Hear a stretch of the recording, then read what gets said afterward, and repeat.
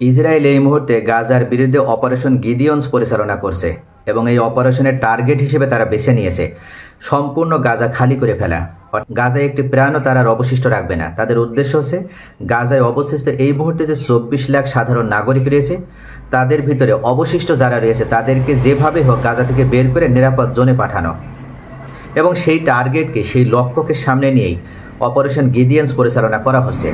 শুধু তাই নয়, এই অপারেশন গিডিয়ন্স পরিচালনার ক্ষেত্রে আগে থেকে ইসরায়েলি যে আইডিএফ বাহিনী গাজায় হামলা পরিচালনা করছিল তাদের সাথে আরও 1 লক্ষ ইসরায়েলি সেনা মোতায়েন করা হয়েছে এবং হাজার হাজার ট্যাঙ্ক মোতায়েন করা হয়েছে। অর্থাৎ এই সশস্ত্র যোদ্ধারা ঠিক আকাশপথে যেমন তারা আক্রমণ করছে তেমনইভাবে স্থলপথে আক্রমণ পরিচালনা করার জন্য এবং হামাসকে পুরোপুরি নিশ্চিহ্ন করার নিমিত্তেই এই অপারেশন গিডিয়ন্স পরিচালনা করছে। অপারেশন গিডিয়ন্স যখন মানবিক পর্যায়ে ছাড়িয়ে যেয়ে যখন অমানবিক পর্যায়ে পৌঁছে যাচ্ছে ঠিক তখনই একের পর এক এই অপারেশন গিডিয়ন্স পরিচালনা করার কারণে ইসরায়েলের সাথে বিশ্বের বিভিন্ন শক্তিধর রাষ্ট্রগুলো তারা তাদের সম্পর্ক ছিন্ন করছে, বাণিজ্য চুক্তি থেকে বের হয়ে আসছে।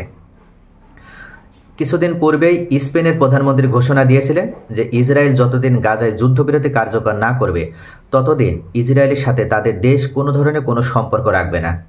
নতুন করে সেই তালিকায় যুক্ত হলো আরও একটি শক্তিশালী রাষ্ট্র, শক্তিধর রাষ্ট্র ব্রিটেন। পশ্চিম তীরের চরমপন্থী বসতি স্থাপনকারীদের উপর নিষেধাজ্ঞা আরোপ করেছে লন্ডন, যা কূটনৈতিকভাবে জোরালো বার্তা বহন করছে। যুক্তরাজ্যের প্রধানমন্ত্রী কিয়ের স্টারমারের গাজায় চলমান সামরিক অভিযান নিয়ে ভীত ও ক্ষুব্ধ প্রতিক্রিয়ার পর বিষয়টি প্রথমে প্রকাশ করে ইসরায়েলি সংবাদ মাধ্যম জেরুজালেম পোস্ট। এক বিবৃতিতে যুক্তরাজ্য সরকার জানায়, আমরা বিদ্যমান চুক্তির প্রতি প্রতিশ্রুতিবদ্ধ থাকলেও গাজা ও পশ্চিম তীর ভয়াবহ নীতিমালা অনুসরণকারী নেতানিয়াহু সরকারের সঙ্গে নতুন ও উন্নততর ফ্রি ট্রেড এগ্রিমেন্টের আলোচনা এখন এগিয়ে নেওয়া সম্ভব নয়।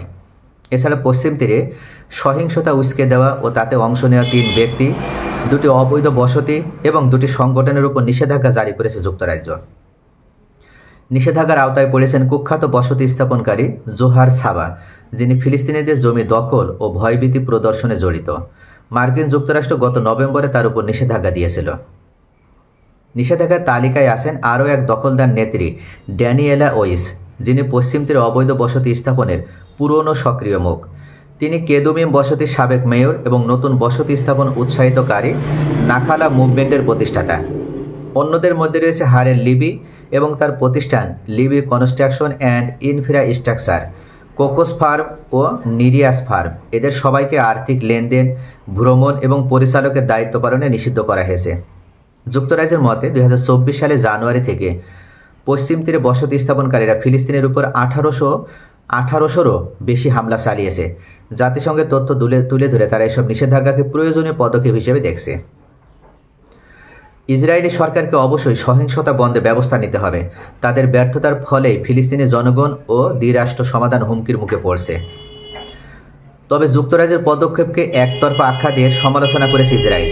পররাষ্ট্র মন্ত্রণালয়ের বিবৃতিতে বলা হয়, এই চুক্তি 2 দেশের জন্যই লাভজনক।